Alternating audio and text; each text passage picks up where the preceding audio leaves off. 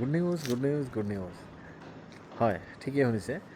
ফেচবুকে আনিছে good news সকলোৰে কাৰণে। মই আপোনালোকক জনাই আছোঁ।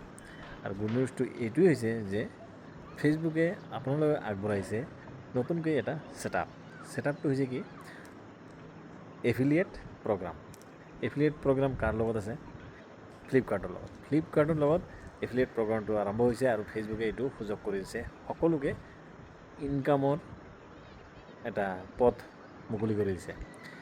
কেনেকুৱাকৈ মুকলি কৰি দিছে আপোনাক মই বিতংকৈ কৈ আছোঁ, শুনক। যদি আপোনাৰ পোষ্ট কৰে বা আপুনি এটা পোষ্ট কৰিলে, পোষ্টত যদি সেইটো লিংক যদি দিয়ে, এটা প্ৰডাক্টৰ যদি লিংক দিয়ে, সেই প্ৰডাক্টে যদি আপোনাৰ মানে ফটোৰ পৰা সেই লিংকৰ পৰা যদি ক্লিক কৰি কিনে যদি আপোনাৰ বস্তুটো প্ৰডাক্ট কিনি লয়, মানে আপোনাৰ মানে কি সেই কোম্পানীৰ প্ৰডাক্টটো যদি কিনি লয়, তে সেইটো আপোনাক ফ্লিপকাৰ্টে ইনকামটো দিব।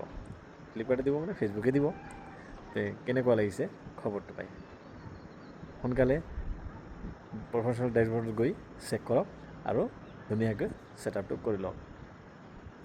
কমেণ্ট এটা কৰিবলৈ নাপাহৰিব গুড নিউজ বুলি। Thank U.